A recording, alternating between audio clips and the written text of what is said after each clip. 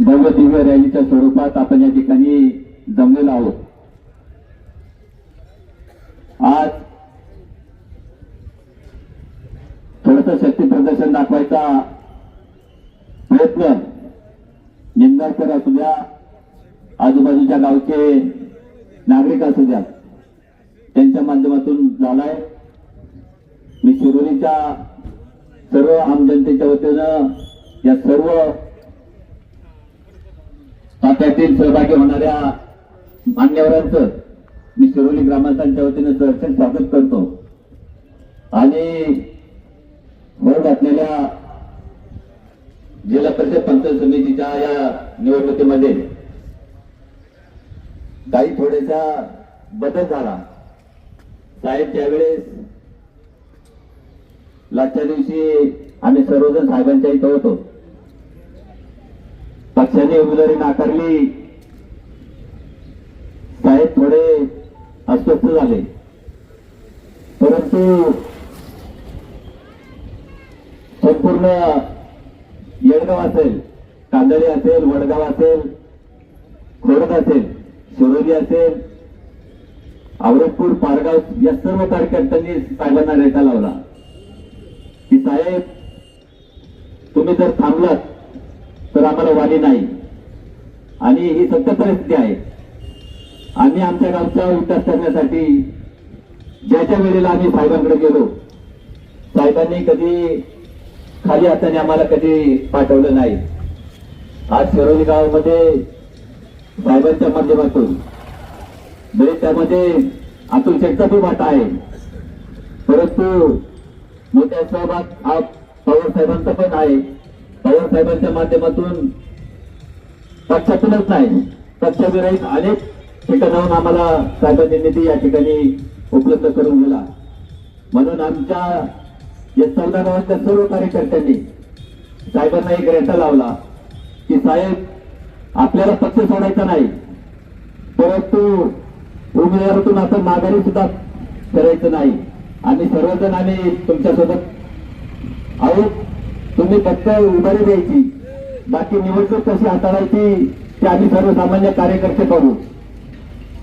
साहेबांना मोठं संकट होतं, पक्षाचा आदेश पाळावा की सर्वसामान्य जनतेचा शब्द पाळावा.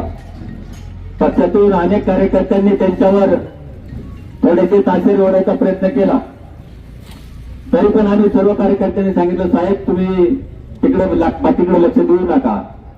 पक्ष थोडे नाराज होईल, हरकत नाही, परंतु आमच्या सर्वसामान्य कार्यकर्त्यांना तुम्ही असल्याशिवाय आमच्या गावचा विकास पूर्ण होऊ शकत नाही. साहेबांनी शब्द पाळला आणि सर्वसामान्य कार्यकर्त्याला न्याय द्यायचा प्रयत्न केला. शेवटी पक्षाच्या विरोधात जाऊन साहेबांना काही निर्णय घ्यावा लागला. शेवटी कार्यकर्ते जपायचे असतात. ठीक आहे, पुढे जाऊन काही पक्षाला उत्तर द्यायची ती देता येते, परंतु आता ही सर्व जबाबदारी आपल्या सर्वसामान्य कार्यकर्त्यांवर ठेवलेली आहे. साहेबांनी पक्षाच्या विरोधात जाऊन आपल्या सर्वसामान्य कार्यकर्त्याला न्याय देण्यासाठी अपक्ष उभं राहायची भूमिका घेतली. त्याच्यामुळे आपल्या सर्वांना हात जोडून विनंती आहे, आपल्या गावचा विकास जर व्हायचा असेल तर आपण पवार साहेबांना मोठ्या मताधिक्याने या ठिकाणी मताधिक्यातून आपण साध्य करायचंय की साहेब अपक्ष उमेदवार घेऊन सुद्धा आपल्याला पक्षाला न्याय देऊ शकतात, हे आपल्याला दाखवून द्यायचंय. आणि मी कविताताईंना एकच आश्वासित करतो, उमेदवारी जरी तुमच्या मार्फत असेल तर आमच्या मनात उमेदवारी साहेब आहेत आणि साहेब उमेदवार असल्या कारणाने आम्ही सर्व पक्ष येतो. कारण का साहेबांचे नुसतं राष्ट्रवादीतच मित्रप्रेम नाहीये, अनेक पक्षांचे कार्यकर्ते साहेब एकत्र घेऊन पुढे जात असतात, अनेक गोरगरिबांना न्याय देत असतात. त्याच्यामुळे मी शिरोली आणि सुलतानपूर ग्रामस्थांच्या वतीने या ठिकाणी आश्वासित करतो की समोरचे उमेदवार काय करणार आम्हाला माहित नाही, पण या 2 गावचा विकास फक्त पाटणजी पवार साहेबच करू शकतात ही 100% आम्हाला खात्री आहे.